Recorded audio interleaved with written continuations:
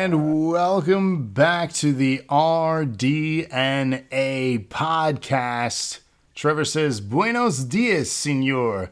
Buenos noches. Oh, yeah. Buenos noches. Welcome Somebody back. said something about nachos? Did you say nachos? Yes. Good nachos, senor. No. Good evening, everyone. Welcome back. This is the rDNA podcast. I'm back live. I'm back from vacation. For those that don't know, I was on a trip last week, so I didn't see people now for almost 2 weeks. You're eating nachos. I did have nachos once, yes. So that is accurate. So this is one of the first time, well, 2 times technically. Thank you for the host, Batman. So 2 times that I've stepped away for a week from streaming. The first time was a couple of years back in 2019. I took a week off to go to Puerto Rico. Spent a week there on vacation. It was lovely, amazing, refreshing. So last week, much needed another vacation. I went to Mexico for a week, and that was fun. So maybe if we have time, I'll talk more about that if anyone has questions. But the reason we're here is for the rDNA podcast. That is the podcast where we keep it real. The R stands for real. R-E-E-E-E-E-E-E-E-L. That's a lot of E's.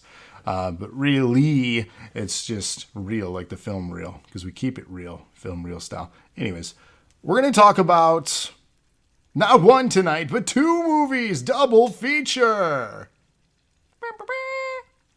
Here with iRob. What? Why the hell's got to be silent? Can you guys not hear me? I can hear you. That'd be awful if you couldn't. Because isn't that the whole point? Is that people can hear you? Man, that's the thing. Trevor says we hear you. Okay. Because that's happened so many times where I go live, I'm here blabbing my mouth, and you're like, what are you doing? You're not saying things. I am saying things. Emma, thank you for confirming. What is up, Emma? Your ears are happy. Well, my eyeballs are happy because I see you guys in chat. It's always a worry when you take time away. It's like, will people remember you? And like the internet is... Where are you again? Yeah, exactly. Who am I? I'm Gravity. You are iRob, and we are hosting the rDNA podcast. Isn't that where we keep it real? We keep it real. R-E-E-L. How many times can we do that and still, have it be humorous? I'm sure people are already annoyed with it, but It's going to keep happening anyway. So. And you're here, so thank you for listening, whether it's live or back on demand on YouTube, Facebook. Holy cow. 100-bit donation from Emma. Hip, hip. Hooray. Thank you for that. Batman says we remember you, Tommy. Like the Green Ranger? That's awesome. That was my favorite one. Keep that in mind. So, but thank you so much for the donation, Emma. Thank you. Hooray, she says. Hey, there we go. I like that one. It's the update. Hooray. So yes, we have a double feature tonight. Normally, what's up, Lana? Are you driving right now? You better not be driving while watching. She could just be listening. She could be. So we have a double feature tonight. Normally we'd have it where our viewers would pick the movie for us. For whatever reason, there was no demand for that for this month. So we decided it's October, spooky month. Silent Hill is a video game, and they made some movies. And we're already doing Resident Evil sometime next week, so that's taken. So we decided, why not do this double feature. Silent Hill and Silent Hill Revelations 3D. And boy, did they really want you to know it was 3D. And just a slight disclaimer here, Trav. I don't know if you knew this. I have never played any of the Silent Hill games. Well, then, this will be interesting.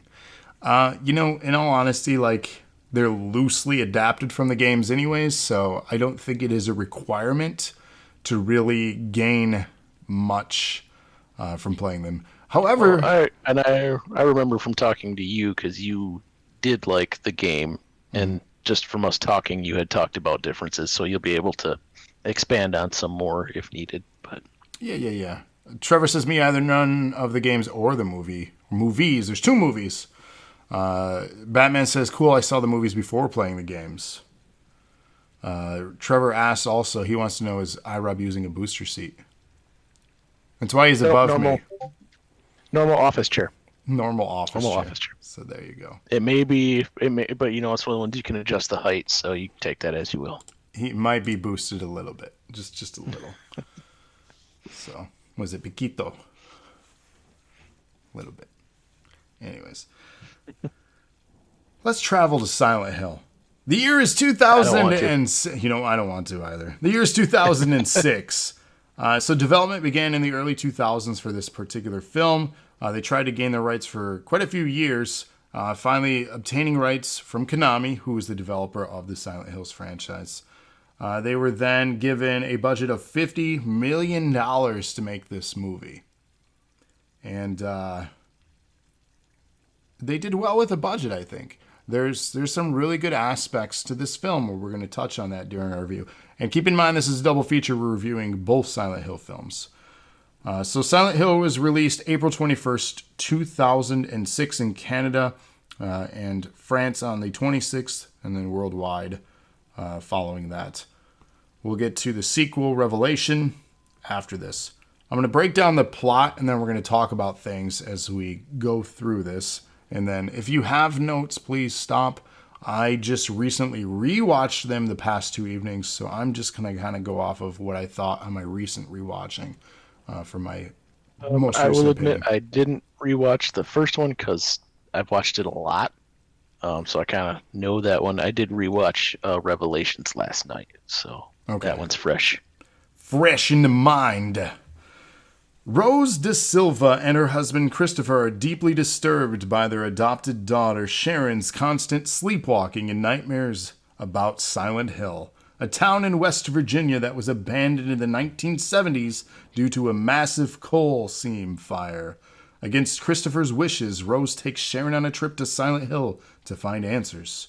Her erratic behavior concerns police officer Sybil Bennett. Any relation to you, Batman? Rose flees from Sybil, but when a girl steps out into the road, Rose crashes and blacks out.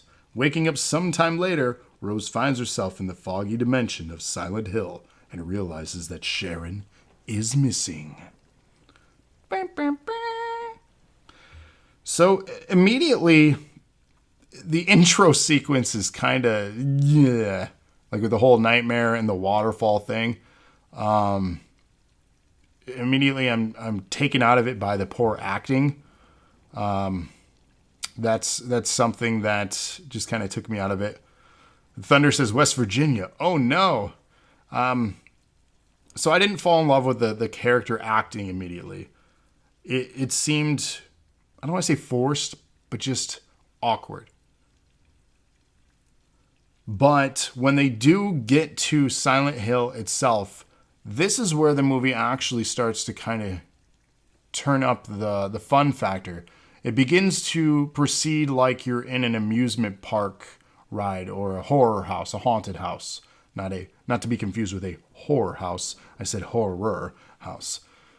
So, Totally different. Totally different. Very different things. But that's stuff that I started to really get drawn into it because it slowly introduces you to this foggy world of Silent Hill. So atmosphere-wise, they capture the game perfectly. And a fun fact, the reason the world of Silent Hill is so foggy is actually due to hardware limitations of the PlayStation. They couldn't do what am I trying to say? They couldn't generate open world type thing? Exactly. They couldn't generate stuff that far out. So the dense fog. They did this in the N64 and other consoles too of the time, but they couldn't continue to do the draw distance. They couldn't map out that much of the world because of hardware limitations. So the fog actually helped them out, and then it also created atmosphere. So it was a combination of the two working really well together to create that world of Silent Hill, which I thoroughly enjoy. I thought that was a cool idea to hide your hardware limitations, as most people probably didn't know that. But immediately, it captures the world of Silent Hill. It's foggy. It's creepy. There's weird, like, monsters, weird things that you just have no explanation of why they look that way.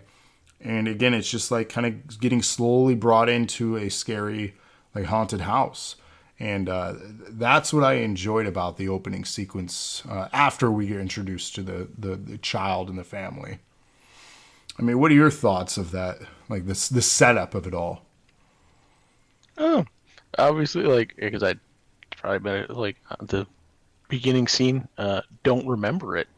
So it obviously isn't that memorable. I just remember her taking her, and then, like, my memory of the movie starts with meeting the police and running into the town. So yeah, because she has her get out of the car. She says, "You were in an accident. You're bleeding." She immediately goes, "Oh." Goes right for where she was bleeding, but she didn't even know she was hurt, like bleeding. But immediately goes right to where the blood is. Wouldn't you just kind of touch around? But no, she goes right to the blood. So I was like, unless maybe she could feel it. She goes, "Oh, that's what that is." See? Yeah. I mean, I don't know. That seemed weird. But they do, like, you do meet one of the first monsters, like, right away. So that was kind of cool. Yeah. I don't understand the monster design like that. And I don't even understand the monster design in the games, to be honest. It's. I think the idea was it was supposed to be something that a child's mind would think up to be scary. That makes sense. So take that as you will. But I'll be upfront and honest. I don't have as much knowledge or experience with the Silent Hill games. I've played them, but I don't have as much experience. I haven't dove deep into the lore enough like I know Resident Evil in that series. There was always that, you could be a fan of both, but there was always that, are you Resident Evil or are you Silent Hill horror survival? You know, which are you more into? I took the Resident Evil path as far as what I was into. So searching the town for Sharon, Rose pursues the same girl she encountered prior to the crash, who turns out to resemble Sharon. This is important for the plot. At various points, the town transitions into a nightmarish dimension inhabited by inhuman monsters, including the fearsome Pyramid Head. And I do just want to point out, I don't know if he ever watches, but our buddy from high school, Dan, does an amazing Pyramid Head. His cosplay? Like he has an amazing Pyramid Head cosplay that he does. So I don't know if he watches or not, but I want to shout that out. He's put a lot of work into it and done, like, cons and stuff downtown in Grand Rapids here, pictures of it, and it's really good. Maybe we'll see if we can obtain a picture for our Instagram. So that'd be cool to have. Trevor asks, off topic, but did I pick up Metroid Dread? I did. I did pick up Metroid Dread. And I got the new Nintendo Switch OLED model that same day, which is beautiful. I haven't finished Metroid yet. I know it's not terribly long. It's like 10 hours or something or less. You can beat it. I'm quite a few hours into it, and I do enjoy it. I will say it is fun. Maybe we'll talk about that in an upcoming stream. You're at the last boss, and he's a real shithead, says Trevor. Trevor, maybe we can do a special episode, you and I, and review it. Maybe we can start doing game reviews too. Why the hell not? Supposed to be kind of gaming on the channel, isn't it? Makes sense. There is supposed to be gaming on this channel. Yes, that is a thing that probably should exist again. I need to play more games. So, but Trevor plays a lot of games and completes a lot of games, so he's going to be a great source as far as feedback and stuff. But we'll return to that. So I got to mention, I know you mentioned Pyramid Head here. We just talked about the transition with the town into the nightmarish dimension. Trevor says Cody did play games yesterday. I saw that this morning. I completely missed the stream. Turn on notifications, people, if you follow our channel. Then you'll get notified. For whatever reason, I was not notified. But the transitions from normal, quote, to nightmarish, in all honesty, it holds up. Like the special effects, they're slightly dated. There's things that you could point out if you were like very particular. But the special effects, like they still look pretty good for a 15-year-old movie. Like the transition was pretty cool. It's all rusted, decayed, all orangey, whereas everything before is foggy and kind of pure and innocent, if you will. Just the decay and metallic and like rustic kind of look to it all is really neat. I thought that was a cool transition. And that happens. I always wanted to ask you, is the foghorn like in the game when it's transitioning, or is that they do that just for the movies? From my recollection, yes, it was in the games, but again, I don't remember. It's been a long time. The last Silent Hill games I played were like the PSP was, I think, Downpour, and then the HD collection of 2 and 3 on the PS3. It's been a while since I played a Silent Hill, and I think it's been a while since they've even released a Silent Hill game. I wanted to ask because for me it was kind of a cool thing, because even when you're just watching the movie, after you get that's happening, it like adds to like, oh, it's gonna happen again. Like, I just thought it was kind of cool. Yeah, it adds an element of stress. You get stressed out and immersed, with the environment, and that's how I liked how they set up your exploration of Silent Hill itself. You feel immersed, like you're on that haunted house tour, and you're slowly getting introduced, and then the transition, you're really immersed into it. So yeah, it's really cool. And again, to my recollection, I believe it is taken from the game. The score, one of those the building. It wasn't just like all of a sudden like a cut and it was okay. Now you're in the the dark side. It was like first you heard, and then it was kind of like a wave of everything changing. It's something that progresses through the whole movie that I did really like how they did it. Yeah, no, I agree. And the score from this too, we had found out is except for Johnny Cash, I think 90% of the score is from the games. So that's kind of cool. And then there was Ty. What's up, Ty? Welcome to chat. How have you been, man?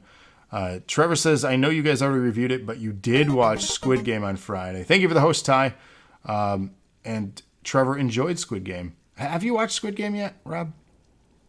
I have not. You should take some time to watch it and then obviously go listen to our feedback on it. That was a fun episode too. So if you missed that podcast, go check it out. We broke down the entire season of Squid Game, all 8 or 9 episodes. I can't remember. But check it out. It's a fun show too. And it's the #1 show on Netflix. Like, it's destroyed Bridgerton and anything else that is like ever trended. Like, it's done the best numbers. The hard part for anything that's considered horror is I have to get Amy's permission to use one of the TVs because she hates it. So you don't have a tablet or a phone? I know it's less than ideal, but I mean, I have my phone, but I don't have Netflix on it. Don't you have a smartphone? Put Netflix on it, man. But why? I have 2 TVs. Moving on. Sounds like an excuse here. Yes. Batman is only on episode 3. Batman, I'm glad you're watching. I hope you're enjoying it. But yes, so the score is taken from the video game. I thought that was nice. It's funny too, as I was listening to the movie, I'm like, why does this sound familiar? And then Andrea had looked it up and confirmed that. Trevor also watched the Great British Baking Show. Your viewing is all over the... Yes, it is. There's nothing wrong with that. I have watched that one. So, I can be with Trevor on that one. I've watched that too. Oh my goodness. You guys are all over That's more because Amy has control of the TV and she watches it, but, I'm just shaking my head if you're watching the video version. Let us continue. Sybil catches Rose and tries to arrest her, but then finds out that they are trapped and all the road inns are gone. Rose runs away and is encountered by many other inhuman creatures. Rose survives the transitions and consequently learns of the existence of Alessa Giuseppe, a young girl burnt by the Brethren, the town's fanatical Manichean, I believe that's how it's pronounced, cult. Her mother, Dahlia, wanders the streets as an outcast, guilty for her negligence that led to Alessa's doom. Rose is later joined by Sybil, also trapped in the foggy dimension of the town due to a giant fracture isolating Silent Hill. So, this is where the movie just kind of like starts to lose me as far as interest levels. Like, I like the idea of like the cult stuff, but like, I've never been a big fan of like coven or witches, and I don't know why. Like, not that that's bad content. I know a lot of people like that kind of stuff. For whatever reason, like, I don't know. It just doesn't get its hooks in me. And I don't know why. Yeah, I think it's just a popular trope because it's an easy thing for a lot of people to be like, oh, that's the bad people. Like, Yeah. That was just weird, the introduction of it. So while go ahead. Real fast. Just the reason that the mother can wander around is because she's mom, so none of the demon things try to hurt her. She's just doomed to be there.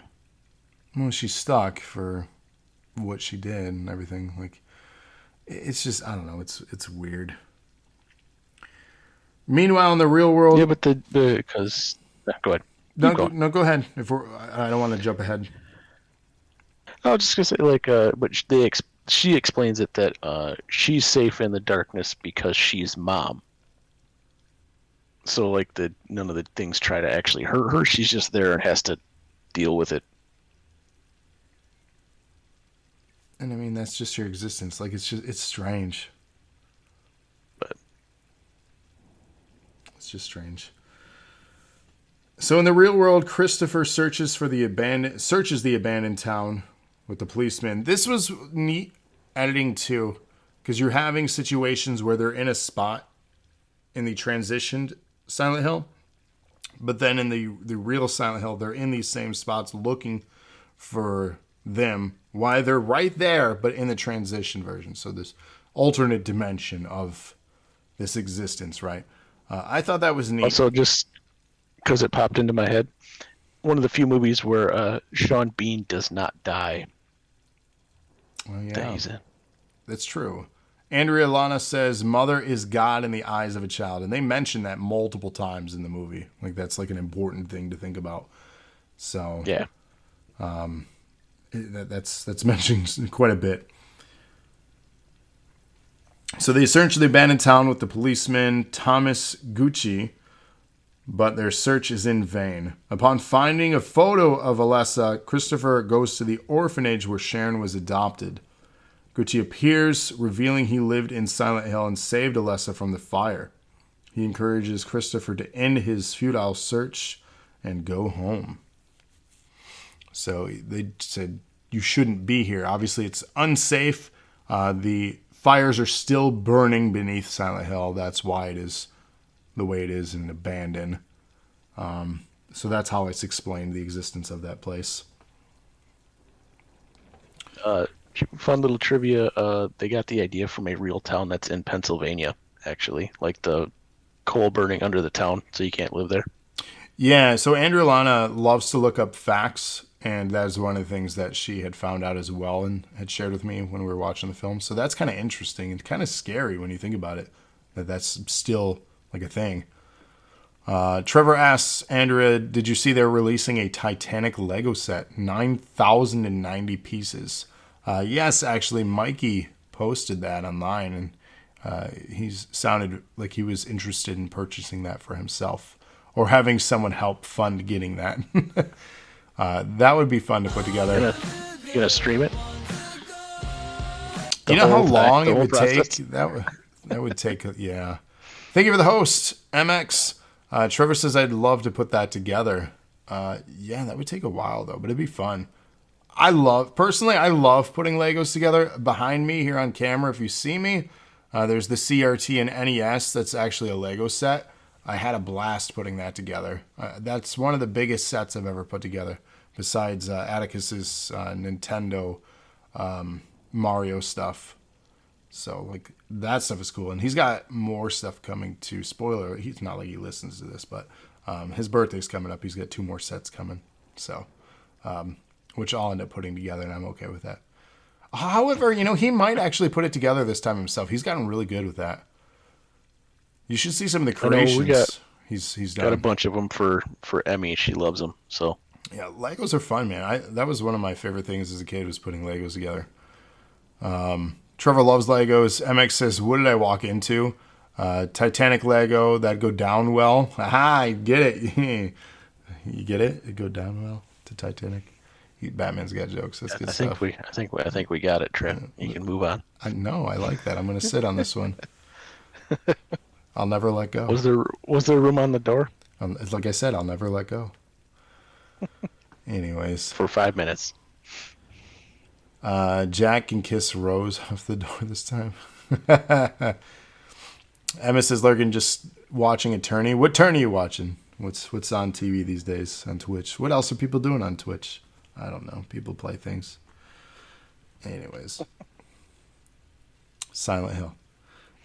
In the Silent Hill dimension, Rose and Sybil explore a hotel the Brethren once used, accompanied by Anna, a Brethren member, where they find the burnt remains of a ceremonial chamber.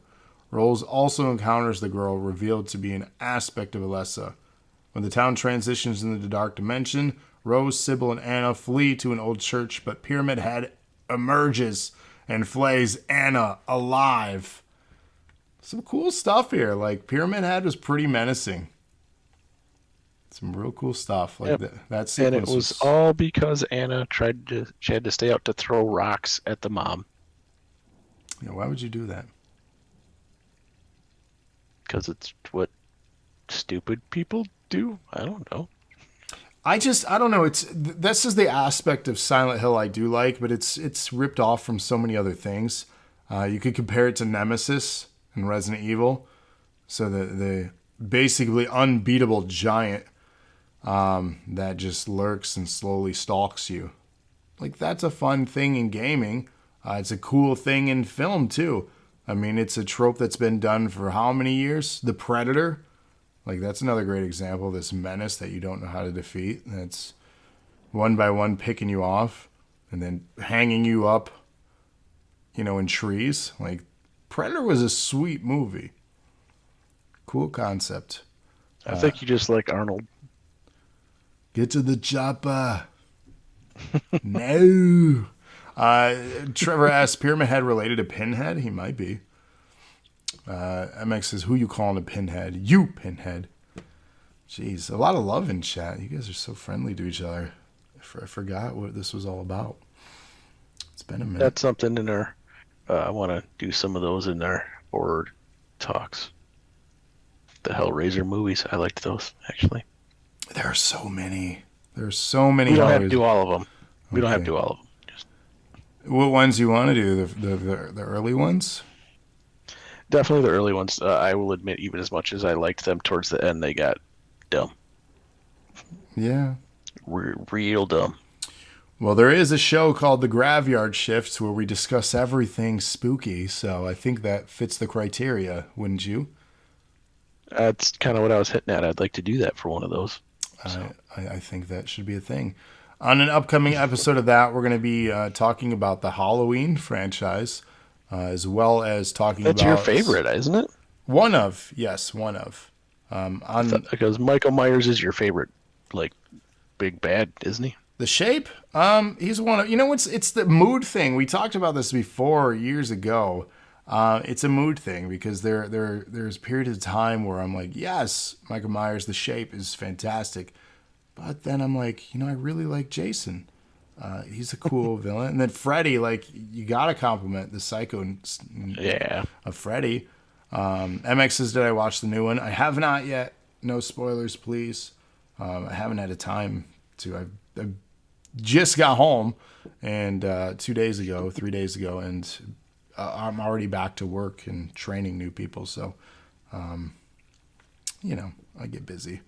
And then the last 2 nights I had to rewatch the Silent Hill films for tonight. So I will get to it, though. It's just, do I do this for you guys? Do I selfishly watch movies for my own pleasure?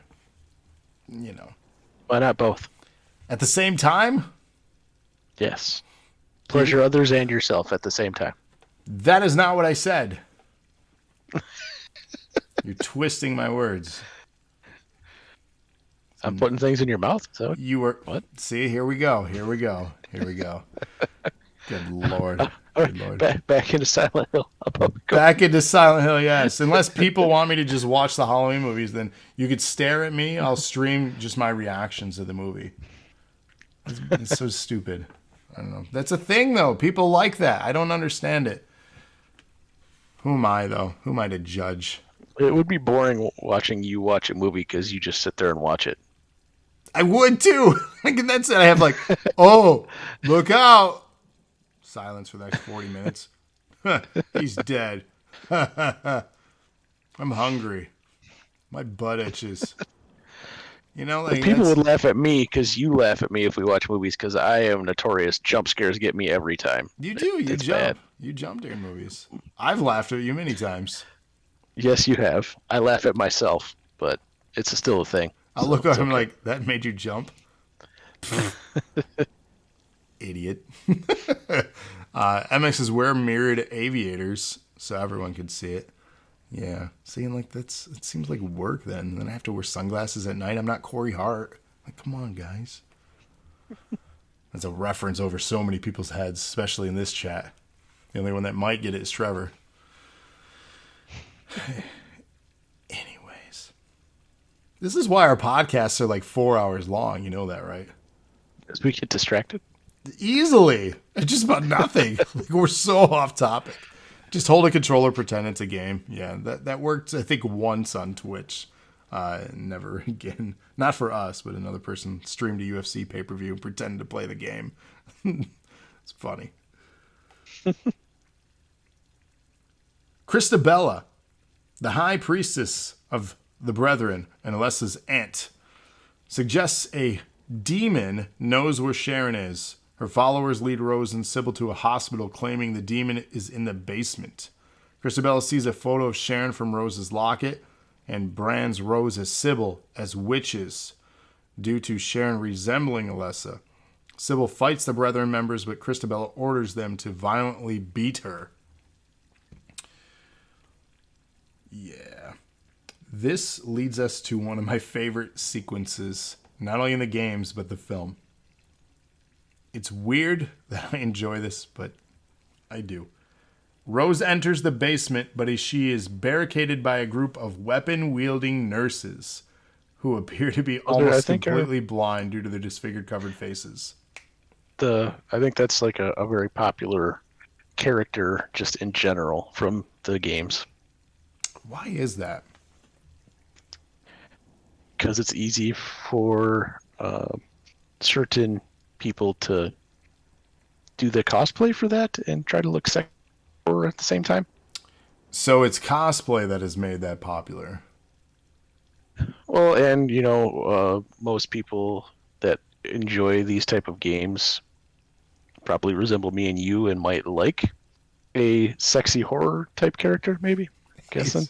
He's doing air quotes. Keep in mind, he's quoting "sexy whore." Now we have to give a new rating Not for this. horror. I didn't say sexy horror. You said "sexy whore." I heard it. You guys in chat heard. I know you did. He said Sexy horror. Horror. No, that's not what he said. Chat, what do you think? Consensus. Did he say whore? Let's screw that. Hold on. We're gonna do a poll. I'm flipping over. We'll do a poll on what I said. Yeah, I'm doing one right now because we're live. Fuck it. We're doing this. Chat, bear with me. I'm creating a prediction. And start a prediction. I don't even know if I can type the word in horror in the prediction. Let's find out. What did iRob say horror or say? Not horror? Horror. If you were or horror. Horror or not horror. 1 minute on the clock. Let's see if that goes through. Oh, this is not compliant with our content guidelines.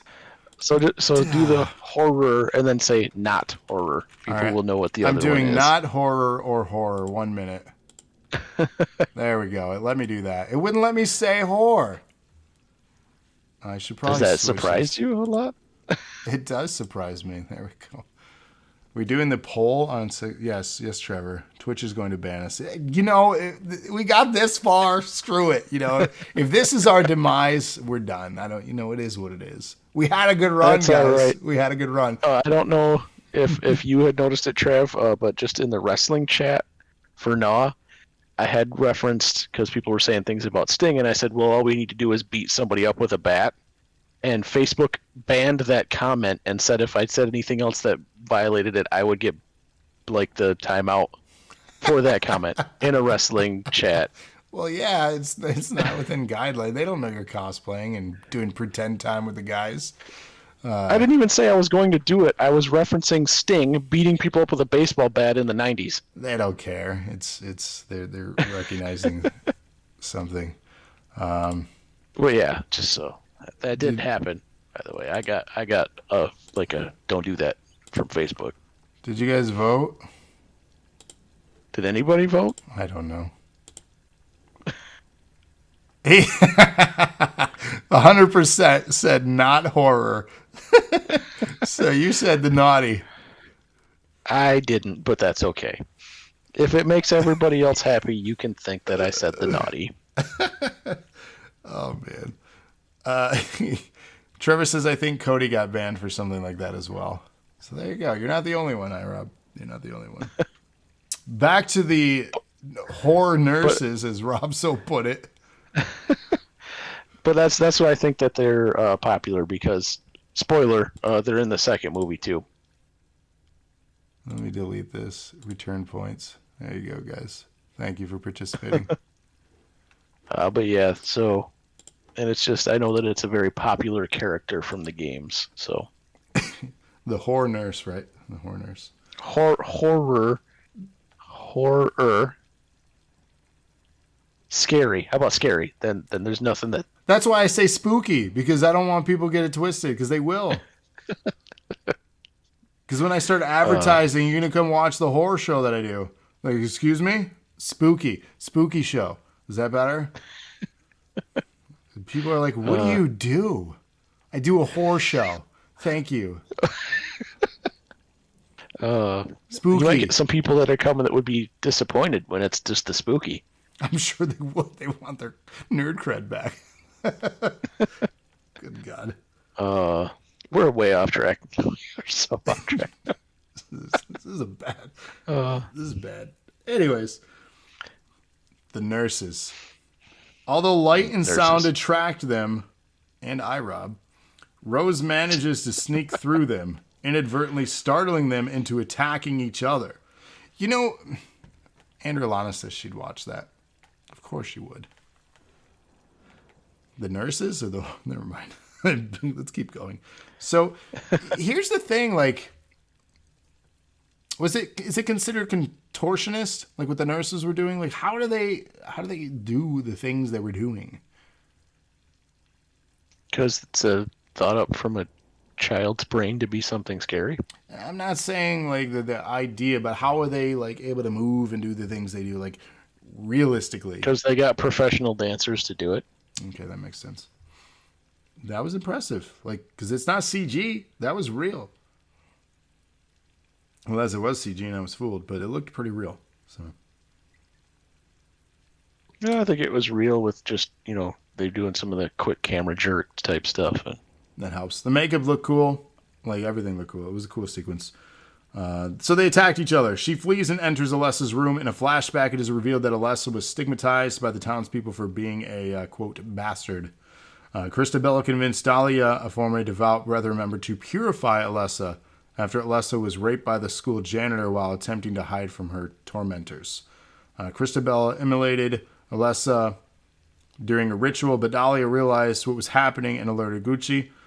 The pair arrived too late and the ritual went awry, igniting the infamous coal seam fire. Hospitalized, Alessa's rage grew and manifested as Dark Alessa, who was responsible for the shifting dimensions of Silent Hill. Her remaining innocence later manifested as Sharon, who was taken to the real world to be adopted. Desperate to find Sharon, Rose allows Dark Alessa access to the church by fusing with her body. Meanwhile, Sharon, protected by Dahlia, is captured by the Brethren. So it was this sequence of stuff in like the church, and again, it was just like the way they vomited all the backstory and the story all together. It was, I don't want to say it was hard to like comprehend, but it was just like so different from what was being presented and built up to that point of the film that it was tonally different from what was, I thought, going to be the film. I guess I didn't know what it was, but like there was a dynamic shift in this section of the film, and I didn't love it. I didn't hate it, but I didn't love it. Well, because up until that point, you were led to believe that like Alessa was the bad guy. Right. What's up, Zach Wolf? And then this kind of shifts it where now you don't feel sorry for the townspeople that are stuck there. Yeah. So, I mean, that changed everything, too. I don't know. It was just this sequence where it shifted the big reveal.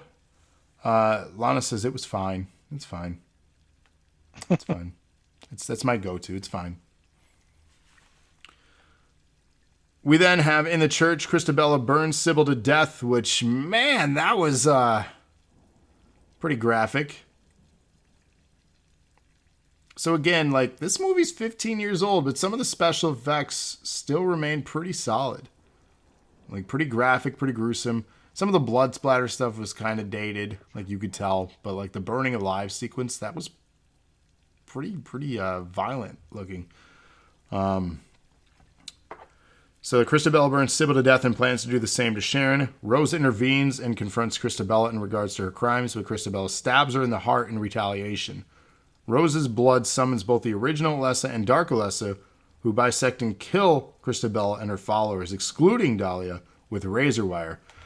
This had moments that looked amazing, but then it had moments of looking very dated with the razor wire. There were some sequences that just looked not so great, like it didn't hold up with the special effects. Gameplay Boy 2222, what is up? You're going to lurk. Thank you for lurking. Glad to have you here. Shout out, Gameplay Boy. Thanks for checking us out. Appreciate you. But I mean, like the razor blade was cool idea, but there were aspects that looked dated. And that's the problem with special effects digitally as opposed to practical. But how in the world would you do that practically? You could do like when it's around somebody, but like it moving, you can't do that practically. It'd be difficult. It's like that trap in Saw. Do you remember with all the razor wire in that cage? In one of the Saw films? Like that was pretty gnarly. Yes, and you could do that practically because it was all static. It wasn't moving. Right. I'd love to talk about those movies with you because we have a history with those films. We do. We do. So maybe one day. There is that new show, The Graveyard Shift, which you should listen to. We have plenty of material for the spooky show. Yes, the spooky show. There's no shortage. I almost fell for it again. As you should. Almost. That's a different show. There's different monetary donations required for that. So, OnlyFans. Which they changed back, so you could do your other show. We're good to go again. The non-spooky show, right? That one's back. Rose and Alessa leave the town and return home, but upon doing so, find out that they are still in the foggy dimension, separated from reality. Meanwhile, Christopher is alone in the real world, but discovers that the front door has mysteriously opened.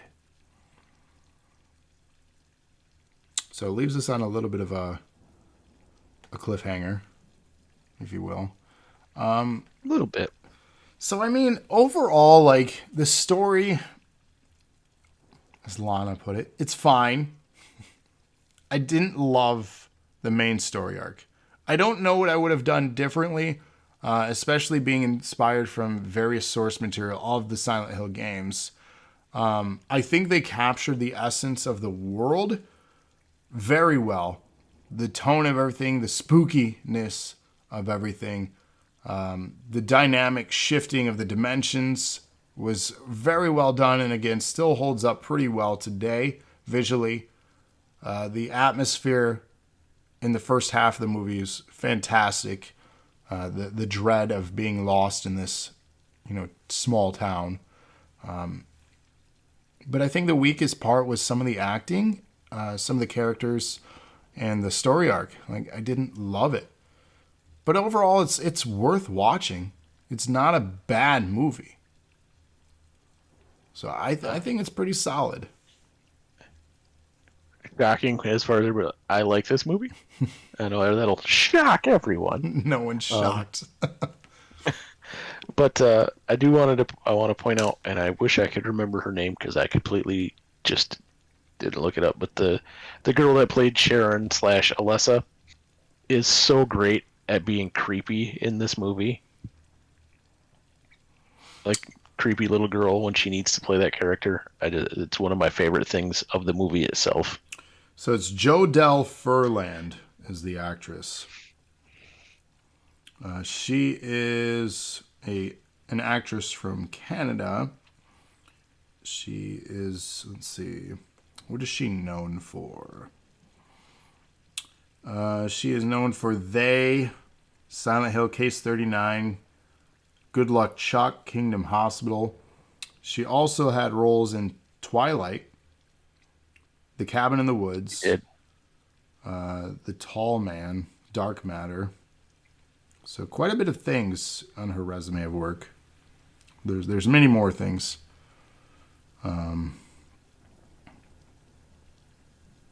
But yeah, super creepy. I agree. I definitely agree with that. She played creepy little girl very well. Like, that was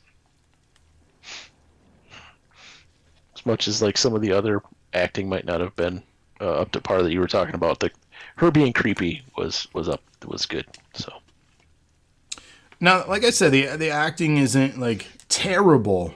We'll get to that in the second movie because woof. But yeah, overall, like, my honest opinion, and again, we're doing a double feature. Stick with us if you're still listening. We're going to talk about the second movie, Revelation, that came out 6 years after this one. Watch this one. It's worth viewing. It really is. This one, yes, I would recommend. If you like the games or if you just like horror movies, give this one a shot. It's movies. Good. Spooky movies. I did the extra on the end, man. Do a couple extras so people really know. The scary movie crowd would like this one. The horror. See, then you really know. 2012 was a great year, but it also had this movie, Silent Hill Revelation. Also known as Silent Hill Revelation 3D, because we're a couple of years into our 3D hype of everything needing to be 3D. And man, there are sequences where it really shows. It reminded me of Friday the 13th 3D, where they do the blatant kills where the weapon goes right in the camera and it just kind of stays there for several moments. And you're like, we get it. It's 3D. It's supposed to come at me. And I'm like, and I'm not, because it's an overplayed trope that's been done a million times. If you're going to do 3D, really get clever with it. Well, get good with it. Get clever with it. Because honestly, I'm going to be biased because we're going to be doing this review very soon. But Resident Evil, when they did their 3D stuff, clap, clap, clap. Because it's done well. It's done tastefully. It's done really, really well. But again, I'm biased because, spoiler alert, I really like those movies. And I know that's not a popular opinion, but I don't care about your opinion, not you specifically, Rob, but the others out there. Don't care. This is my opinion. You don't need to agree with me. And look, he's got the tattoo. I think he might like it. Or he is a product of the Umbrella Corporation himself. Which... we'll never know. We'll never know. That could make a lot of sense. The R virus. Is he the R in rDNA? Ponder. And as much as I don't want you to, we should probably get back into the Silent Hill 3D. You got somewhere to be? Thing. Oh.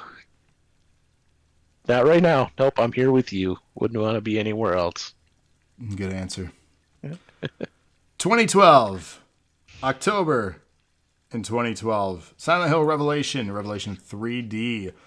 So the sequel stars Adelaide Clemens, Kit Harington, Martin Donovan, Malcolm McDowell, and Carrie-Anne Moss, along with Sean Bean, Deborah Kara Unger, and Radha Mitchell. Radha Mitchell. I don't know how to pronounce that. I apologize. There are several notable names in this cast. That was surprising to me. And some of the acting was really subpar for some of these notable names. Kit Harington, they're a pretty well-known actor for now. But like, gotta start somewhere, I guess. See Batman, see Kit Harington, good actor. They're you may know them from Game of Thrones, a very popular TV show for whatever reason. And I wouldn't hold anybody's performance from this movie against them. You can only do so much with the source material you're given. Fair. But man, it was... I don't even want to say it was dialed in on some of the things. Like, were they even there? Like, did you just... Maybe while they were there, they knew it was not going to be the greatest and were just kind of phoning some stuff in. Yeah, man, just easy paycheck, I guess. Sean Bean's better. Yeah, Andrea says 2 characters from Game of Thrones. Yeah. I don't know, but yikes. What happened? Woof. You can get through it pretty quick, I think, but... So, talks for the sequel began as early as December in 2006, so we're talking shortly after the release of the first one. The first one, by the way, $50 million budget, it made over $100 million. They got their money back and then some. If you know anything about this genre of films, if you're making a profit margin like that, you're getting a sequel. Like, there's no discussion. They're going to give you a sequel because they're like, ching, easy horror money, like spooky money, excuse me. Spooky money. Here we go. So it had talks with Christophe Gans, don't know how to say it, doesn't matter, returning to direct Roger Avary writing a script for the project. However, Gans dropped out from directing and Avary was imprisoned for vehicular manslaughter. The project entered in a complicated production. That could have been why there were problems, but who knows. Later in early 2010, Bassett was hired to direct and write the film, replacing them. She had expressed her openness to fan suggestions of actresses for Heather's role on a total estimated $20 million budget, so a significantly less budget for this one. You can tell. Yeah. The filming lasted from March to May of 2011 in Canada. They used 3D Red Epic cameras, which are actually really nice cameras. I've seen those in the real world. Expensive-ass cameras. They're really nice cameras, though. Audio mixing took place in France. It was released again in October of 2012. It did well at the box office. It did $56 million. So it made its money back. However, it was received negatively from critics. A lot of it was inspired by Silent Hill 3, which is a lot of the attire specifically, and they make that a plot point too with the vest that was given to her as a gift. That is the attire of the character in the game. So that for whatever reason that was like a major like, look at you remember this. It's I don't know. It's one of those things like I guess you have to have that for fan service. Really, I think that's what it's for. Let's break down this incredible plot, shall we? This is being sourced from Wikipedia. If you're curious where this information is coming from. Takes place several years. This is supposed to be years later now. 2011, Sharon De Silva and her adoptive father, Christopher, have spent the last few years moving from town to town and assuming different identities, including the names Heather Mason and Harry Mason. Heather believes that they are on the run from the police because Harry killed a man in self-defense and that her adoptive mother, Rose De Silva, died in a car crash. In fact, he has been protecting her from the Order, a cult of Silent Hill. Rose was able to free Heather from the fog world using one half of the talisman called the Seal of Metatron, but she remained trapped in Silent Hill. Sorry. Just how many things use the name Metatron, and it seems like I've heard that in a dozen other horror movies, something about the Seal of Metatron. So Metatron is actually Hebrew. It's an angel in Judaism mentioned 3 times in the Bavli, in a few brief passages, and the Agadah, and the mystical Kabbalistic texts within rabbinic literature. The figure forms one of the traces for the presence of dualist proclivities and the otherwise monotheistic visions of the both Tonic and later Christian doctrine. I don't know any of this stuff, so I'm just explaining from what I had found. So if you're familiar with it, read up on it. But that is what a Metatron is. So okay, yeah. I don't know. So first off, I got to say this. The sequence that immediately stands out to me, Alan Rickman is Metatron in Dogma. There goes another example. That's a good movie too. Why are all like classroom scenes so terrible? Like no classroom is like any of these classrooms where they're like, we have a new student today, introduce yourself, and then have this big like backstory. No one's going to give you that much time. You're going to say who you are, where you came from, and they're going to go back to learning. Nobody's going to remain silent and then allow for someone to pick on you, and the teacher just kind of sits back and let it happen. And then when she went into her long diatribe spiel there, that nobody would have let that continue. They would have been like, oh, okay, great, sit down. Like, right, no. That's what I mean. Like, no one would have given you the time to do all of that. And that was wild and even awkward. If you were in a class where a teacher said, okay, you're new, introduce yourself, it would have got cut off way before that. Or they would have introduced you for you and said, we have a new student. Here's iRob. So. And then at the extent like, oh, where are you from? Okay, great. Welcome to the class. That would have been it. Like, it was just weird and awkward. And like everyone was like stereotypically the high school student in that room. Like there was literally every stereotype. And it's like, that's not, no. Like these people clearly have been removed from school for a long time. As have we, but still, it's not like that. That's not like that. No schools are like schools how they're portrayed in film. Like no schools like that. Same like with dances in schools. Like dances in movies for high school students.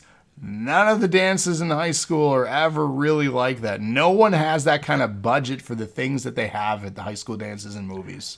Did anyone ever, I want to know if people can, from around the country, did you ever have a live band at any of your dances in school? Yeah, chat, viewers, somebody comment. We didn't. We had like I don't even know if we had a real DJ. It was like a guy with a computer hitting play. They put it over the PA system in the buildings. Yeah. Or in the gymnasium. That was not a thing. Oh, man. So Heather meets fellow student Vincent Cooper, played by Kit Harington, but she is haunted by hallucinations of Silent Hill. So she keeps having these weird like visions and seeing things, right? Trevor says, I never went to school dances. I barely went to school. I mean, fair. Lana says, as anatomically correct as a Ken doll. So she's approached by a private investigator, Douglas Cartland, played by Martin Donovan, regarding her identity. Heather warns her father, but he is abducted by the Order and taken to Silent Hill. Unaware of this, Heather goes to a mall to wait for him, but enters the mall's other world. Douglas explains he was hired by the Order to find Heather, but decides to help her when he discovered who his clients were. A monster, the missionary, kills Douglas. Heather returns to the real world and flees, unfortunately leaving her a suspect of Douglas's murder. I have to also mention when they're leaving the mall, the crime scene, that was another weird thing. So she casually exits the outside of the mall, right? And they have like the police scene set up, and like, you're not supposed to be here, and like shoves her to the side. But then immediately they're like, tells her to leave. Yeah, it tells her to leave. Like she's not a fucking suspect. Like, why are you walking out of the crime scene? Everybody else, they've already established a crime scene. Where have you been? Why are you able to just freely walk out of that crime scene without being questioned? And then immediately one of the other people pull up on their device and identify the person, which is her. And they don't immediately like, oh my God, that's who we just saw walk through a crime scene. Yeah. Like it was really bad. Like that, these scenarios, there's no logic to them. They don't seem reality based. And I know it's a movie, but like, it was just bad. You gotta go to the next part because I have something I want to say after the next thing that happened. So Vincent escorts her home, but they find a message instructing Heather to go to Silent Hill. Stop me too when you have something to chime in on. On the way to on the way to rescue her father, Heather reads a letter from her father detailing the truth of her background and lost memories. Heather and Vincent travel to the town, but stop at a motel where Vincent reveals that he is the son of the Order's leader, Claudia Wolf. Okay. Yes. So this part that didn't make any sense to me the first time I watched it, and still doesn't that anybody would fall for it. You're a guy in high school. You go over to the chick's house. This is all going on, and she goes, you have to drive me to this other city, I don't know how. And you do it. Yes. And the girl lets you. So later, like, you find out that he was trying to get her to come back anyway. So his part makes sense, but how is she that dumb that you would think anybody would just be like, okay, cool, I'll drive you to this other city when you just said all this crazy nonsense is going on? And he's been strange the whole time about everything, too. Yeah, like, it's one of those that was... that they tried to make you believe that it would just be... Like, this was supposed to be the big reveal. That, oh, he's been working for this the whole time. You're like, it doesn't make any sense that a normal person would have done this. It's not shocking. So I'm sorry, that was just something that like has always stuck out for me the 3 times I've ever watched this movie.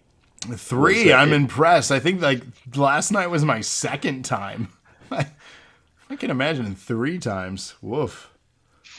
But yeah, so that was just the thing that just always stood out to me, that it like trying to write it like it was supposed to be a big reveal. It's not a big reveal. No one was surprised by this. No. So yes, they stop at a motel. He reveals he is the son of the Order's leader, Claudia Wolf, and was sent to her to ensure Heather came of her own volition to Silent Hill. He reveals that Heather is a part of Alessa Giuseppe, girl whose immolation 38 years earlier by the Order led to the creation of the town's shifting dimensions. The resulting argument triggers a shift to the other world. The missionary grabs Vincent, but not before he tells Heather to find his grandfather, Leonard, who possesses the other half of the seal of the Metatron.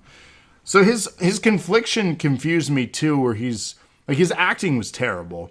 That's what I think was really like what was bad about it. He's like, no, but yes, but no, but yeah, like, be more convincing on like what you're trying to convince her. Like it was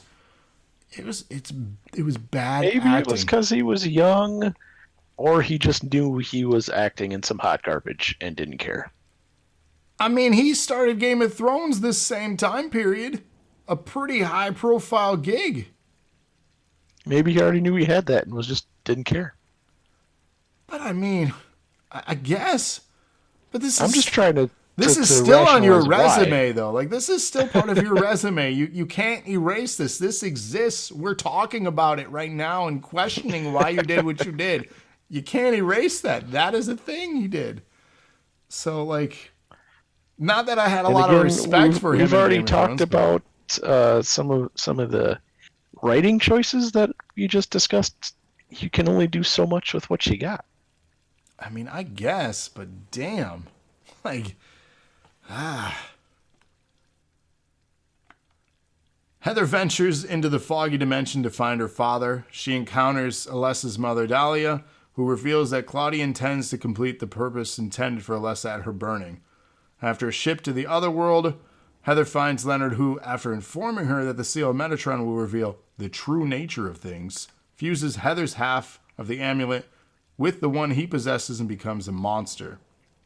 After Skipped one. What did I skip? Well, it didn't talk about it. Did it? Unless it's coming later. We'll see if it comes after that. Maybe I'm remembering events in out of order. That could be. I don't know. Did it skip the mannequin thing yet? I thought that happened when she first gets there. It might not have mentioned it. Yeah, so, I mean, go on with that. It was one of the cool monsters from this movie was like the spider mannequin thing. Yeah, I'm trying to remember where that was. I want to say that was later, but yeah, let's talk about some earlier. Of the... So we broke down and discussed the special effects in the first one quite a bit, and we were pretty complimentary. Let's talk about that for a second here. The mannequin, where the one girl gets turned into the mannequin, right? So the girl that's laying in that room. So it's like a live girl that you see like plasticky taking over her body. Mm-hmm. And then the other girl is in plastic, but it's supposed to be like a cocoon, like what a spider would wrap something up before it eats it. She takes her out, and then all of a sudden you see, and she goes, "God, it'll come," and it's like mannequin arms and legs with hands holding other mannequin heads. That's kind of like a spider, and it's creepy enough that I actually thought it was cool. I mean, I thought it was really cool too. The sequence where the one girl that was living that got turned into the mannequin, the spider thing ends up taking the head off that mannequin that she just became and fusing with all the other heads. Yeah, so it's got another head hand thing, and it was hers. They do the trope with the 3D where it sticks it out of the camera and then she screams. Yeah. So, like, I was like, okay, that was cheesy. I get it. You know, scary, spooky, whatever. But the design and idea behind this monster was really cool. And the special effects were pretty solid with this. Like, it looked really good. It's one of the better sequences in the film. I was going to say, it's like some of the other, like I had already said it, we were doing the other movie. They do the nurses again, the spooky nurses. And you have Pyramid Head. But nothing else is really like that memorable to me other than this one. Like it was the one new monster that they added that was actually kind of cool in the second movie. Like, they have the nurses again. They have more of the people in the suits, like the safety suits for, like, the fire type things. They get mauled by the nurses on one of the sequences. I think we're coming to that. So, like that stuff was kind of cool. Pyramid Head returns again, of course. That's a signature character for the franchise. But yeah, they didn't really bring anything else new in. Like, that was the most significant new designed monster. And it was and nice. It was almost like, I will admit, like, it serves no purpose for the rest of the story for the movie. They just made like a cool monster to have a scene. Yeah, like nothing. If it didn't exist in the film wouldn't be any different in that regard, other than one less talking point for us.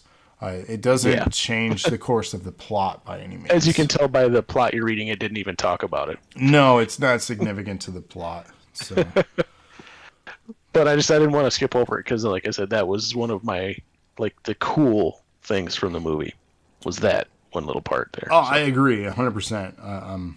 I'm glad you pointed that out. So she ventures into the foggy dimension to find her father, encounters Alessa's mother, Dahlia, who reveals that Claudia intends to complete the purpose intended for Alessa the Burning. After the shift to the other world, Heather finds Leonard, who, after informing her that the Seal of Metatron will reveal the true nature of things, fuses Heather half with the amulet, with the one who possesses becomes the monster. So after being knocked out and carried off, Heather regains consciousness and grabs the amulet from within his body, killing Leonard. As she runs away, she summons Pyramid Head, the entity created to protect Alessa, and by extension, Heather, with her pleading, and hides from him. Shortly after, she witnesses Vincent being taken away by the Order after being deemed insane by Claudia for betraying them. Heather saves Vincent, and they go to Lakeside Amusement Park, where the Order sanctuary is hidden. So here's another set piece that I really enjoyed. Like, a creepy carnival is always interesting to me. They hinted at this in the beginning of the film as like the intro, like little flashback memory, like kind of setting the tone of the film, which we then circle back and come back to this specific location for the full reveal on what it is and why she's seeing what she's seeing. So we finally get that reveal. The amusement park stuff, I'm into that. I like that kind of thing. The Pyramid Head is the one making the carousel move. I thought it was a cool visual that they did a couple times. Yes. So this is where the Order Sanctuary is hidden. Dark Alessa, the manifestation of Alessa's wrath, confronts Heather, who embraces her counterpart, absorbing her and making Alessa complete once again. Heather confronts Claudia, who is holding Christopher and Vincent hostage. Claudia explains that Alessa's destiny was to be the incubator for a deity worshipped by the Order, who would punish all sinners upon its birth, completing Heather's destiny as well. So remembering Leonard's words, Heather gives Claudia the Seal of Metatron, revealing her to be the missionary. Heather summons Pyramid Head, who kills the missionary, allowing Heather to rescue Vincent and Christopher. So, this movie is significantly shorter than the first one as well. The first one is just over 2 hours. This one is just under an hour and a half, so under 90 minutes. The pacing definitely feels different. In this one too, the plot points are very almost rushed as far as the pacing is concerned, whereas the first one, you're slowly drawn in, besides the intro, which really rushed the need to set up a plot, which I still don't love, but that one slowly brings you into the world, and the pacing was well thought. This one feels like, here's our budget, we're confined to so much footage and things we can do, and they spent a bunch of it getting the 3D camera. I truly think a lot of that was, yes, for the 3D aspect of it, because they wanted to turn a profit, because ticket prices for 3D cost more. So, money, right? Money. And 3D was... And with that, what we talked about that we both liked in the first movie, with the transitions, non-existent in this movie, pretty much.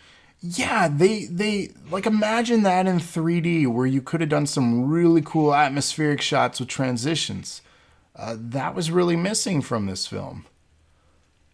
I don't understand why. This film was pretty much all in the dark realm.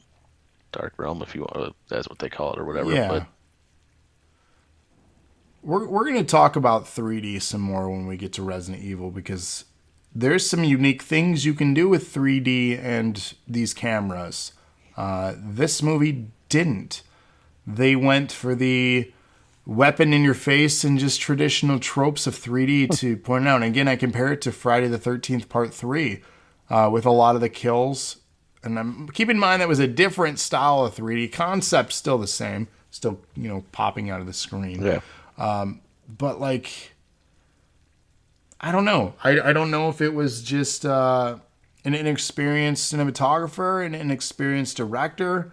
I didn't really look up much of their resume of work to be like, they did some amazing things here, but, kind of fell flat here.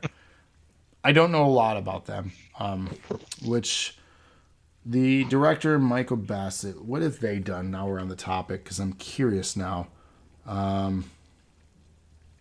So she worked on... He also wrote it. So it's not just directed. She wrote this one, too. Yeah. So before this, they did Solomon Kane, Wilderness, The Abduction Club, and Death Watch. I'm unfamiliar with all of those, to be honest. Since this movie, they went on and did Inside Man Most Wanted, Rogue, and Endangered Species. Not familiar with those either. However, they did work as a director on Ash vs. the Evil Dead, which they worked as a director on 4 episodes. That was a fun show. I enjoyed that show. That had some really cool cinematography. But again, this is director, so I don't know the influence there. But yeah, their resume work is not vast. That doesn't mean they're good or bad, but I'm not familiar with their work, so I couldn't tell you. I don't know. So as the fog fades from the town, Christopher decides to stay in Silent Hill to find and free Rose, leaving Heather and Vincent to care for each other. They manage to hitch a ride away from the place in a truck driven by Travis Grady. Travis mentions to Heather, now referring to herself as Sharon, and Vincent that they were lucky he was there since he had not been driving in that direction for a long time. A couple of police cars followed by a prisoner transport enter the area of Silent Hill, which is then consumed by the fog. In a post-credit scene, Pyramid Head is seen walking through an unknown area in Silent Hill. So, the setup for a third, clearly, Batman says Bruce Campbell's at a con that he's going to in November. Hope you get a chance to meet him. He seems awesome. I'm a fan of a lot of his work. He was in, obviously, Evil Dead, but did you know he was in the early 2000s Spider-Man? Do you remember the sequence where he fights Macho Man in the cage match? So Bruce Campbell is the announcer. He's the one bringing him out. So yeah. I got you for 3 minutes. Yeah. Rest in peace, Mach. Oh yeah. Snip it to a Slim Jim. Lana says they apologize for this movie too. Batman booked a photo with him. That's awesome. Good for you, man. What's up, Storm? How you been, Selena? Welcome. So, overall, obviously, they were trying to set up a third movie. It did okay box office-wise. They could have had enough... Did it do okay, or did the numbers get padded because it was the 3D, so they just got more money for each ticket? Most likely that, but it still looks good on paper, right? So are we far enough in to just do our thoughts on the movie? Yeah, I wanted to close with this. So in October of 2012, Bassett said that if she was to make a sequel, instead of adapting from an existing game, she would prefer to use the stories in the graphic novel adaptations. The only chatter after that came in January of 2020, whereas the Silent Hill director Christophe Gans expressed an interest in working on a new film, stating that he is developing a script and it will be set in a small American town ruled over by Puritanism, which could be interesting. So, Silent Hill, it's been a while too. The last Silent Hill conversations that even Konami has had was back when they did the PT demo on the PS4. You're not a PlayStation guy, which is fine, so you might not be completely familiar with PT and what that was. Honestly, no idea. Okay, so PT was a free demo back in like 2014, I think. Let me see if I can look that up to confirm it. Yep, August of 2014. So it was a Konami thing. It was PT. And it was supposed to be a teaser for a game called Silent Hills. That was going to be the next one. But then there ended up being a lot of problems with Konami and Hideo Kojima, which had worked with them for many, many years. That's a whole nother topic for another, because there's a lot to it. They parted ways with each other. It was a collaboration also supposed to be with Guillermo del Toro. And then it starred Norman Reedus was the main protagonist in this little teaser. It was basically... Is that the one where you're in like a house? I think I've seen video of this. The looping hallways. Yes, the house. It's a looping hallway, and you keep having to figure out things. I'll send you a link, but Andrea actually played it and completed it back when it was out. I have seen video of that. Yeah. So that was supposed to be like the teaser, the setup for a project that they were working on to release. That was, I think, the last Silent Hill thing that we've even seen. I'm trying to look up to see if there's any more. Yeah, PT in 2014 was the very last release, anything related to Silent Hill. The first release of Silent Hill being back in 1999. So, I mean, before that, we had Book of Memories, the HD collection. So, literally, what I said, the last stuff that I played, the HD collection, was the last stuff that they had put out. So, almost 10 years ago now. So, that's why me personally said, yeah, I'm so disconnected with this world. Because all of us have been.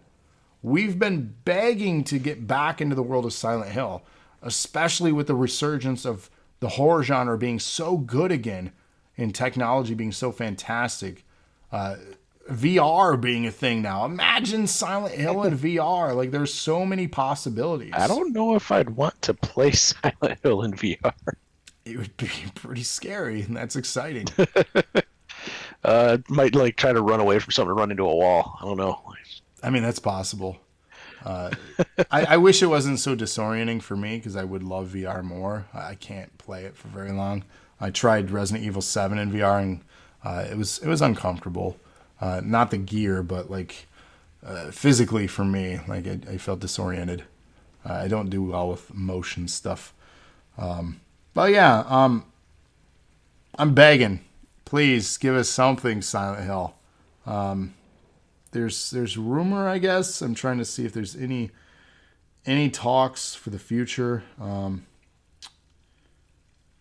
Yeah, there's not. It's quiet, super quiet. Konami's been pretty quiet on that stuff. So who knows? Who knows what the future is? But I'd be excited if they did something. Even give me a collection of the games again. Damn it, like remaster them. I want to dive back in. Remaster and everything else. So I'm okay with that. You know, like I know a lot of people are mad about rebuying the same shit, but like that doesn't bother me. If it's something that's that old, like it's 10 years ago, if they go in and make it look nicer, and then improve the mechanics. You just get to enjoy it again. Yeah, that's okay. Improve the mechanics of it, make it look nicer. Sure, it's worth it. Especially if it was a good experience. And how much more you can do for other little things, like because how much more the systems can handle now. You could go in and upgrade some things, make it better. Like, yeah. Batman says once you've played Paranormal Activity on VR, you'll play anything. Storm, I'm right there with you. VR makes me dizzy too. So I haven't tried it. I know my sister, brother-in-law, and niece and nephew have it over at their house, and I've watched the kids play it, but I have not. It's worth trying. I mean, try it out. You might enjoy it. It might be for you. Again, it wasn't for me. Maybe it was the game. I don't know. I don't know. I wish I didn't get motion sickness. I don't like elevators. I feel uneasy on elevators. So it's just me. We're all different. So, but yes, let's jumping on the elevator to scare you. That would scare me. I hate elevators, man. And then Andrea Lana takes me on the elevator ride at Disney, the Tower of Terror. Oh, that thing's fun. No, that thing's fun. No, it's terrifying. Oh yeah, it was. It's great. No, it was a bad time. I had a bad time. Let's give our final thoughts, though, on this one. We already gave kind of our final thoughts on the first one. So I will go first because you always get the last word. Oh, you make that sound... Jeez. It's not a bad thing. You just do. So it's fine. Okay. So, actual shocking. This movie's garbage. It really is. And that's coming from me. The only thing, like I said, is there's some cool creature stuff in it. If you're a true horror fan, it's worth a watch. That's about it. Like, it's not good. It's bad. Yeah, I'm going to have to agree with you. There were elements, like I said, a nod to the attire. There's certain things, like they utilize the score. There's some atmospheric things that were neat, like the carnival. The one monster we highlighted was really cool. Just the characters were uninteresting. You didn't care what really happened to them. The acting was really bad. Overall, especially because if you're comparing it to the first one, they did so many things that were really good and then just didn't do it in the second one. It was like you had a blueprint for what worked. Yeah, and, again, I don't understand. It was a different director. Maybe they had a different vision. But who knows? Like, this film exists. Is it worth watching? Honestly, probably not. There are some elements that you could probably find clips of if you really want to see what we're talking about. The good news is it's less than an hour and a half, so it's like not really eating much time of your life away. Like, yes, you won't get that time back. Like, for people like you that are like horror buffs and just if it's a horror movie, you want to watch it, this one you can just throw in with that. You watch it once, you say you did. And if you have absolutely nothing to do and you have an easy access to this film, sure, watch it, but like... Streaming free on Stars. Yeah, don't go in with expectations by any means. It's something to have on in the background, and then if you're picking up some of the things it says, cool, it's a thing that exists. I wish it was better. It was like they took Silent Hill and just used horror cliches, spooky, to fill in everything else for the plot, and that was it. It wasn't anything special. No. But yeah, that's Silent Hill Revelation 3D, and I did not see this in theaters. I did not see this in 3D, so could the 3D have been cool? First one you should watch. Yes. Second one, whatever you want to do, it's fine. Yeah. Maybe in the future we'll see a really good film. Who knows? There is a reboot of Resident Evil coming out. I'm nervous about that. I am too. I've been too scared to even watch the previews for it. Same. I haven't watched the trailer yet. I seen the screenshots for the costume test, and I was already like, "Is this a cosplay?" Oh no! I'm nervous. I'm very nervous. So, but your ultimate question that we're trying to find is the worst video game movie. Ah, yes. That is the theme of the show, Revelations. Right? Revelations right now is my worst video game movie that we have watched so far. This is just bad. So let's talk about that. Let's look back of our reviews. This is our technically 8th and 9th review, which is incredible. We've done that many already. Let's talk about what all have we reviewed for our listeners. Let's pull that up, shall we?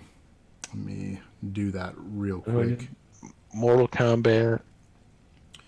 So you can check out the rDNA podcast on YouTube and listen and watch the video versions of all our reviews, which you should do. The films that we have reviewed thus far include Mortal Kombat from 1995, Super Mario Brothers, so the live-action one, not to be confused with the Illumination. I'm going to get shouted at for that error. That'll be coming out next year, starring Chris Pratt and a large ensemble cast, including Jack Black as Bowser. I'm intrigued. We're gonna review that one, I promise you. Street Fighter the movie, Warcraft, Doom, Pokemon Detective Pikachu, and Sonic the Hedgehog. From my understanding, you're ranking Pokemon Detective Pikachu as towards the top? The best one? If I remember our reviews? I liked it. For me, still, the original Mortal Kombat is my favorite one we've done so far. Okay. But Silent Hill Revelation is the worst. Actually, I should say Silent Hill, the first one, is up there for me, too. Okay. Just because it meets, like, the horror, the spooky. I wish I could just take your advice and stop trying to say the word. But the spooky aspect of it, because I like that genre of movie, makes it kind of up there for me. So okay. So check but then those the second out. movie is the worst. So it went from like up near to worst. So that was the all in one episode. Look at that. The first and possibly only double feature, because we could have done this for Doom. There were 2 Doom movies. For whatever reason, we didn't. But for time on this one, we still kept the same amount of time and reviewed 2 for you guys. So you're welcome. But yeah, check it out. Let us know what you think of the reviews so far. I'm going to have to agree with you. I think Revelation is the bottom of my list so far, too. I think this is the worst video game that we've reviewed so far. Have we found the worst video game film of all time, then? That is the question. We're going to continue our journey in reviewing other video game films every single month. The best place to tune in is live with us on twitch.tv/DoseOfNerdAcumen. If you miss an episode, we archive them on YouTube and also in audio form on Google, Apple, and Spotify, and many other podcast platforms. Search for Dose of Nerd Acumen to find those. But that's all I have for us today, though. If you want to stay connected with us, join our Discord. We have one. We also have Instagram, Twitter. We're on Facebook. not on OnlyFans yet. Not yet. There's no demand there, unfortunately. Well, Lana said she would like you on there. Yeah, but she already gets the milk for free. Why would she pay for the goat? Did you just say you're the goat? I'm the greatest of all time, baby. That's right. Thank you. As the setup and as a home run. But ladies and gentlemen, I want to thank you guys all for listening to this podcast. It's been a pleasure doing another with you, Mr. iRob. Next week sometime, a bonus episode. We're doing our Halloween special for rDNA. We are doing not 1, and not 2, and not 3, and not 4, and not 5, but 6 movies in one episode. Holy shoo. I wonder if people want to look at us for that long. Honestly, we could get the review done in 5 minutes. They're good. Done. Other people might not agree with us, but that is one of the ones where we both do agree on our take on those movies. But yes. What I also want to try to do during that episode, too, to break up the monotony of you and I talking for a couple hours, I do want to take people from our chat have the ability to hop in this call with us and chat maybe about certain movies. Not all 6. We want to give everyone opportunity to speak. But if there's one that stands out for you that you really want to speak on, or even a sequence in that movie, we want people to hop on the call for a bit and tell us your thoughts and feelings. So we want to open that to our community to be a part of that show. So it is going to be our Halloween special. It's not going to be on Halloween because, I'm sorry, kids come first. Taking them trick-or-treating. So family first, but it'll be sometime next week. I think we were aiming for next Friday night. Is that what we were looking at? Because you said her birthday, your daughter's birthday is Saturday, and you have a party. correct. So you can't do that night. We'll hammer it out. It'll be either Friday or Saturday. I will see which one Is better. works with getting I have to ask the boss. Amy hasn't told me which day is the better day yet. So Gotcha. So for those interested, it'll be either Friday or Saturday next week. We want to do it on a weekend night because we want to give ourselves some time to actually chat without rushing. In all honesty, it might be a couple-hour show. I imagine it being a couple-hour show. It's 6 movies to break down. It's going to be in a similar format like this. We're going to talk about the plot, talk about our favorite things, talk about those soundtracks, though. Man. Resident Evil 1, one of the best soundtracks ever. I'm spoiler. Spoiler. Yeah. This is a teaser for things to come. Check that show out. I've been wanting to do something like this for a long time. I'm excited for this episode. I don't know how we're going to top that episode. So it's going to be a fun one. So get your popcorn, get your drinks ready. We're going to have a good time. That's next week. Also to come, the return of NAW Live this Thursday. Yay! So NAW is back. I'll have cards hopefully posted soon. I'm catching up on stuff. I apologize. But I'll post them. So be on the lookout for that. Updates? I did, actually. Lunch today. There you go. During my lunch, I snagged updates. I got your teal attire. So, and then I also updated my attire. What? A return of an old character? I don't know. We'll see. Stuff to come, though.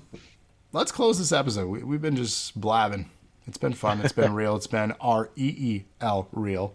And it's been real fun. Thank you guys, though, for listening. I've been Gravity. He has been iRob. This has been the rDNA podcast, where we investigate the best and absolute worst video game films.